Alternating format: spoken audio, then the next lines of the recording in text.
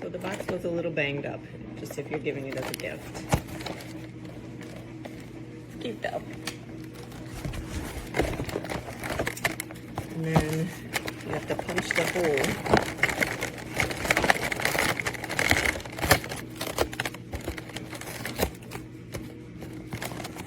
So it's not going to, and then push from behind to get the slime out. So you're definitely going to have to help yourself. But each little jar is cute and named and like a treat, even though they all smell the same. And then the next day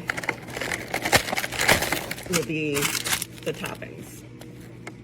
So some are just sprinkles and some are more elaborate. Oh, I didn't even see that one came with adorable little cookies.